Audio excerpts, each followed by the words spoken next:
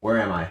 So yeah, as you can tell, I moved. And it was pretty funny to look back on now that I'm all settled in the new place, but the actual move-in process was pretty weird for me. So I figured I'd make a little quick highlights video where I talked about all that. And yeah, new content coming soon from the new Clune home base. Don't fret. Stay tuned. So what's your new house? I'll show you my room, not the house. I'm not gonna like potentially dox myself like day one. Like, like just out my window. So here's my front lawn. Here's all the surrounding neighborhoods and buildings. You keep self-defense weapons in your room? How many windows do you have? What times are you not home? Any neighbors? Any? Where do you park your car? So what is today? Today's the 9th. So I've actually been moved in for just over a week. I moved in like the first of my stuff on the 1st, and I had to go back to work my last shift at my old job at the gym because I only gave like 13 days notice instead of 14 days. So they're like, you gotta work that last shift. I was like, fuck, really? So I had to drive hours out to my place, then drive hours back, and then drive hours back to get back here after the shift. What's a few funny stories about this place while I'm getting settled? Oh yeah, so they kind of have like a service as a one-stop shop for setting up all of your utilities. And like I mentioned, my roommate kind of took care of most of that stuff. Except for like the internet, which was also included in that utility bundle, but for some reason, I don't know, something happened, they didn't ask her about it. Later, I had to like submit a form so that they would get back to me about the internet, so I could help set it up. And they told me they would get back to me within 30 days. 30 days! Keep in mind, I was gonna move in like 2 days after this call was supposed to happen or something. I'm like, dude, I cannot be in my house for a full fucking month without internet.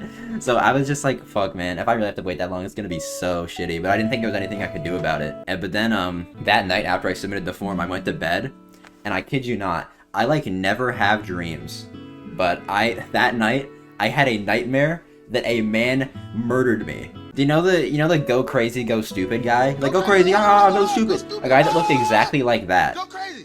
I don't know why. Maybe I watched that video and he like got planted into my subconscious. But the go crazy, go stupid guy like murdered me in my sleep.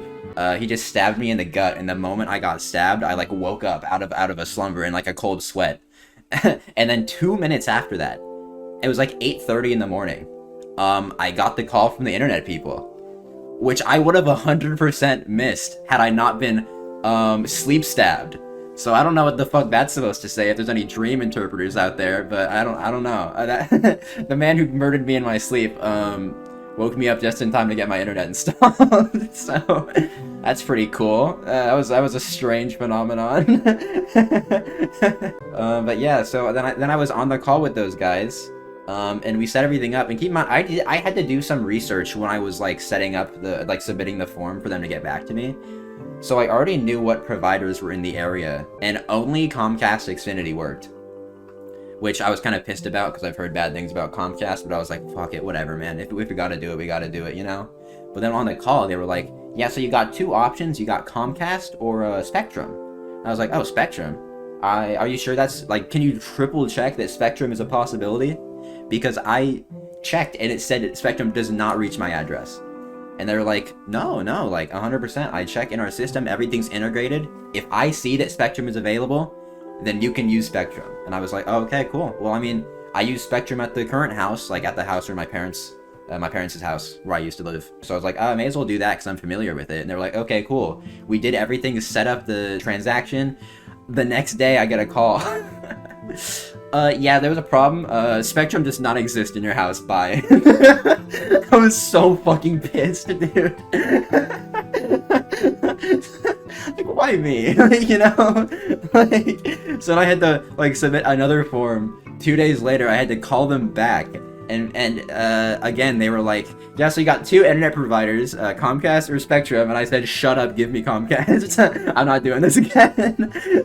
So then we did the whole thing again. They got me set up with Comcast. But because we had to wait because I got it wrong the first time, I didn't have internet for the first like 5 days in the house. So I was just eating my parents' data, watching Germa videos at midnight.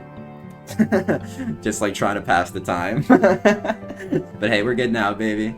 We're all back to everything good and dandy. But yeah, that wasn't the only weird dream that I had lately. I don't know if it was because like it was like a big event in my life, moving for the first time ever. Well, I moved when I was like 2, but I wasn't conscious because I was 2. It was my first day coming down to the actual apartment, and I had to set up a bunch of stuff that I had. Like we got a bed frame, this desk that I'm currently using. So I had to get out all these tools. That's why the toolbox is there. Except I had already been moving a lot of stuff because that same day I helped my roommate move some things out of her old apartment. And so my arms are starting to get really sore, and I didn't notice. Because, you know, usually it takes a few hours for it to really kick in. Since I didn't realize, I just continued putting my fucking arms to hard work. Setting up my entire bed frame, setting up my entire desk, fucking screwing everything in, you know, turning this house into a home. And then I went to bed and woke up to searing pain. Like, I don't think I've ever been in as much pain as I was when I was, like, torn awake at 4 a.m. due to my arms feeling like they were literally being torn apart by, like, a horse-drawn carriage. I remember waking up and going, ah! Like, actually screaming out of pain, and I've never done that before. And when I finally got back to bed, I went to sleep for a few hours before being awoken by a dream that my brother died from a brain aneurysm. And you know, sometimes when you have dreams that you don't really realize they're fake when you like wake up immediately and you have to like think about it. It was kind of one of those ones, and I was just like, bro, what the fuck is going on? It was like one of the worst experiences of my life. And then I had to wake up, and that was the day I had to drive back to take my shift at my old gym. So after all of that, all this pain that I'm still feeling in my arms, by the way, I have to drive back several hours on the freeway and then it'll work a 6-hour shift and then drive back at like midnight. So that was a pretty shitty day, but you know, hey, we make it through it. It is what it is. But yeah, after that all happened, we're kind of chilling. Those omens aren't treating you well. No, they really aren't. I'm telling you, I'm a little bit worried for my future. But for now, hey, fuck it, we ball. You know what I mean, fellas? Hey, who try to toss the pigskin around, huh? Hey, Dad, go long. We have fun. Anyway, maybe get a job, bro. Dude, I've been trying. That actually brings me to the next thing I was gonna say. So when I left, someone who frequents at the gym, she has a son who lives down here, and she gave me his contact info so that I could kind of call him up, see if he's got a job for me to do, because I obviously needed to look for new jobs when I'm down here, and I'd never properly looked for a job before. Like, I've only ever really worked for my parents, so I was like, okay, yeah, that seems easy. I'm so down to take the easy way out. So I just called him up. It literally said, feel free to call his cell phone, and then gave me the number. So I was like, yeah, you know. He didn't answer. This was a voicemail, by the way, because he must have been working, right? So I was like, yeah, so just call me back whenever you're able to. I'm sure you're busier than I am, you know. Yeah, call me back. He has never called me back. It's been like a week. He did not. So I think I'm just looking for different things now. I think it was one of those things where like my mom casually mentioned to his mom that like I was going to go down there and look for a job, and she was like, "Oh, my son works down there. You know, I'm sure he'd love to hire you." And he never actually agreed to it, so he just didn't answer. That's probably what happened. If I had to take an educated guess. So yeah, instead I just went on Indeed the other day and I signed up to be like a warehouse worker or something. But I learned being on Indeed for the first time, they don't ask you to prove anything about the previous jobs you say you worked.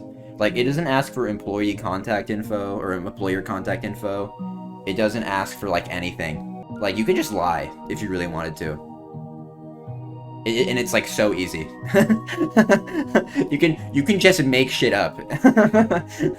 So if the streams get a little bit less frequent from now on, because I'm, like, a brain surgeon, somewhere. Just know that's why. I'ma lie my way into some top billing positions.